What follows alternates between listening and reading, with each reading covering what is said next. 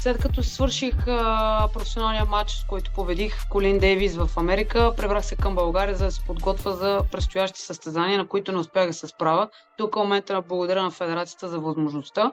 Играх спаринг с Имане Калиф, 66 кг, и мога да кажа, че това за мен е мъж.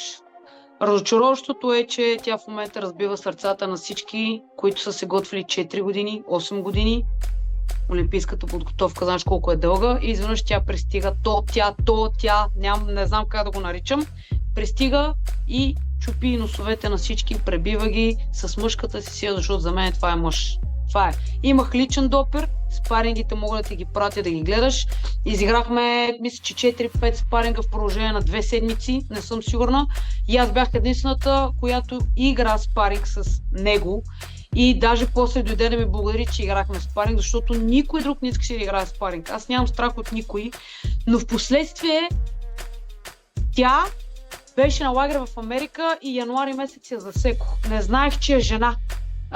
Наистина не знаех, че е жена. Тя игра с Михаела Майер спаринг зад мене, и аз викам, кое е това момче? Нали, и тя, Михаел Майер, ме вика, това е момиче и ще играе на Олимпиадата. И аз викам, не, няма. И тя вика, не, ще играе на 66 кг в твоята категория. И после се срещахме в България. Оги, какво да ти кажа? Разочароващо е всичко, което се случва. Разкажи ми, когато започна спаринга, какво усещаше ти, защото ти си играла други спаринги, имаш и мачове, игра на квалификациите. Каква беше разликата? И разкажи ми усещането просто да играеш с такъв човек. Така, мога да кажа, че когато играя с мъже, аз се подготвям, те ми помагат, малко натискат ме докато играя, но тук разликата е друга. В момента, в който тя получи удар от нея, това беше мъжка сила. Потвърждавам, че това беше мъжка сила. Но разликата е там, че ние играхме професионален бокс, ние играхме аматьорски и на нея това и хареса. И мога да кажа, че техника всичко притежава. Окей, няма проблем, но определено беше разликата огромна. Няма нищо общо с жените. Няма нищо общо с жените. Оги, ще ти пратя спарингите да видиш. За мен това е мъж. И по начина, по който се движи на ринга, по начина, по който нагло се държи, защото сега също видях, че се държи много нагло с италянката, с другите момичета, които ги пребива. Сяда им, отваря им да излезат от ринга въжетата. И с мен също се държа така, почна да се плези, почна да се пули и така нататък, което показва, че аз съм над вас.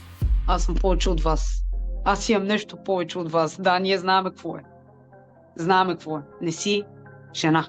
Това е нещото повече, което имаш.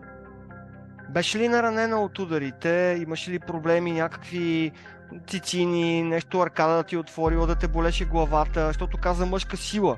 Сега... Оги, аз съм доста здрава и доста съм силна, но не ме е наранила, но се усеща. Не ме е наранила нещо да ми има по мене, но се усеща. Тъй като аз идвам от много добра форма от Америка, от матч, от лагер, аз бях подготвена. Нали, но все пак не съм очаквала, че имам спаринг с нея. Това, че ме е ударил, това е част от играта да бъдем ударни в спаринг, в тренировъчен процес. Не съм стигнал до там да имам аркади, кървища и така нататък, но определено ми се налагаше повече да се защитавам, отколкото да атакувам. Определено. Добре, нещо говорихте ли си с нея, с останалите от отбора на Алжир? Нещо говореше ли се точно за това, че на практика тя миналата година я дисквалифицираха на световното първенство? Нали, говореха ли другите отбори, от нейния отбор, от другите отбори, които бяха там? Да, говориха.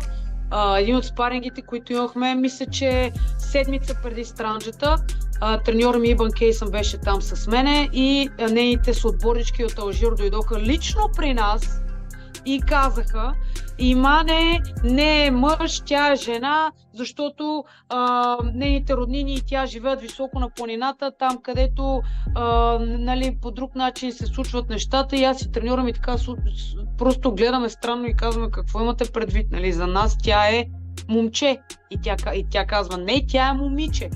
Те дойдоха лично да ни кажат, че тя е момиче, че много е висок тестостерона, че не знам си какво, не знам си що, някакви измишлотени пълни глупости, и казаха, че тя е една от най-добрите и се подготвя в Америка, нали, това, което го знам, и сега няма да е наказана от европейски и световни състезания, но пък продължава олимпийския си кръг, което значи, че има явно някакви дразги в федерациите. Едните разрешават да участват мъже, жени, трансджендерите, ако мога така да ги нареча, други не разрешават.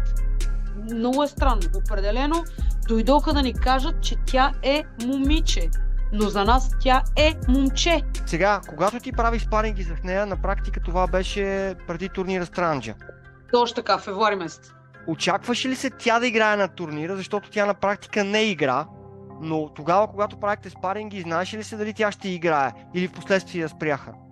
Така, нещо, което аз веднага попитах Боби, треньора, Боби Георгиев, попитах го, тя ще участва ли? Много ми беше важно, Боби каза, ще проверя. Ние не бяхме сигурни дали ще участва, но автоматично Боби ми каза, че тя има забрана. Тя има забрана на турнири, забрана на европейски, забрана на световни. Пак казвам, само Олимпийските игри разрешават да участва, което значи, че това е най-високия връх.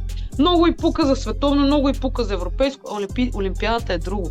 Така че в този момент не участваше на Странджата, явно наистина е получила автоматично неразрешение, че ще участва и тя си тръгна за Алжир в момента, в който Странджата почна. А с Микела Майер, когато правеха спаринги, как бяха нещата там, тъй като Микела си е на много голямо ниво, тя си е световна шампионка, топ боксер. В смисъл, от жените е най-доброто от най-доброто.